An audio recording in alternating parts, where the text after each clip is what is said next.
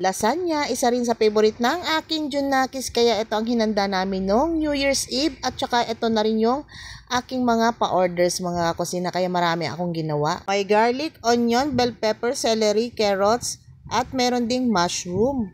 Ayan mga kakusina, igisa lang natin ang ating mga aromatics ingredients na sibuyas at bawang. Pagkalabas ng kanyang aroma ay pwede nang ilagay yung ating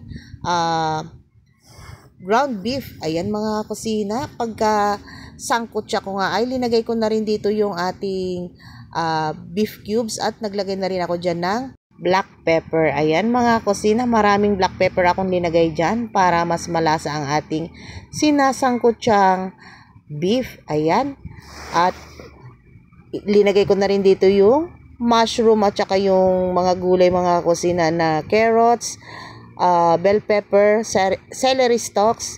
Ayan mga kusina, and then isasangkutsa din natin yan. Isasama natin sa ating ginigisa or sinasangkutsyang beef. Ayan mga kusina, halu-haluin ko lang ito para hindi naman masunog hanggang sa ilalim yung ating sinasangkutsa. At ito na nga, ready na para lagyan naman na ito natin ng tomato paste mga kusina. Ayan, isasangkutsa natin ng ayos itong ating tomato paste na linagay dyan sa ating ground beef na ginigisa.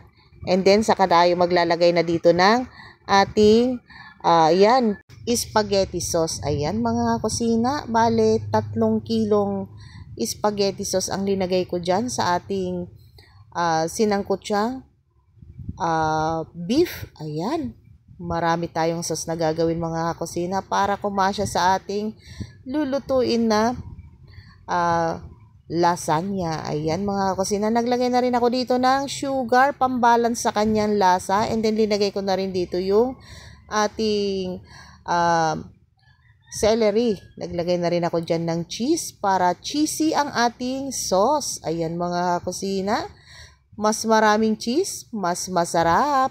Naglagay na rin ako dito ng basils at oregano, dried oregano. Ayan mga kusina, ready na to.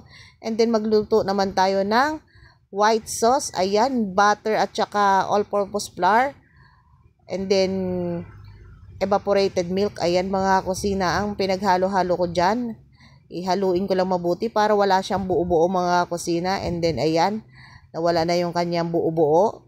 At ready na rin itong lagyan ng grated cheese. Ayan mga kusina, ang ating white sauce. Mas maraming cheese, mas masarap. Very creamy ang ating white cheese mga kusina. Naglagay na rin pala ako dyan ng salt and pepper para may lasa din ang ating white sauce. Ayan nga, at ready na ang ating white sauce, ang red sauce, at saka yung ating pasta. Ayan mga kusina, ready na tayo para mag-assemble ng ating i-bake mamaya na lasagna. Ayan, sa baking pan, naglagay lang ako dyan ng red sauce. Ayan, meaty ang ating red sauce mga kusina. And then saka tayo maglalagay dyan ng pasta. Ayan yung lasagna pasta. I-assemble lang natin yan. And then saka natin lalagyan ng white sauce. Ayan, parang alternate lang ang paglalagay mga kusina. Yung ating red sauce, yung pasta, yung white sauce, tapos pasta na naman, red sauce, ganon. Parang alternate lang ang ating paglalagay mga kusina. Hanggang sa matapos natin lahat ng ating lasagna bago natin i-bake mga kusina. Bali 3 malalaking ganyan, and then 2 maliliit. Para yung 2 maliliit mga kusina ay para kay Junakis yun, para pag gusto niya ng lasagna ay ipapainit na lang niya. Ayun mga kusina, ang ating baked lasagna na napakasarap.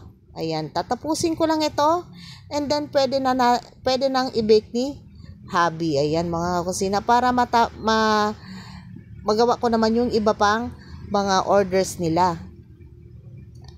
Ganyan ang ginagawa namin ni hubby, tulungan lang para makadami ng luto. Ayan mga kusina, at na-bake na nga niyan. Grabe ang bango, nakakagutom itong ating lasagna. Ito yung kay Junakis, naka-reserve na talaga yan para sa kanya. At yung etong huling aking pinapabake kay Jusawa mga kusina ay yun naman yung pamigay sa aming mga kaibigan para matikman din nila ang aking lasagna. Ayan mga kusina, luto na rin ang ating para sa mga kaibigan. Ganun din yung kay Junakis, naluto na rin. At hindi namin pwedeng bawasan yan. Talagang kanya yan. Kanya lang yan. And then, ito yung para sa aming mga kaibigan, mga kusina. Ayan. At hahati-hatiin lang natin para sa matikman din nilang lahat ang aking nilutong lasagna. At dahil nakapagluto naman na ng lasagna, ayan, pinicturan na, binidyohan pa para may pang-upload na ako mga kakusina. Ayan, Happy New Year sa inyo lahat. I love you all mga kakusina.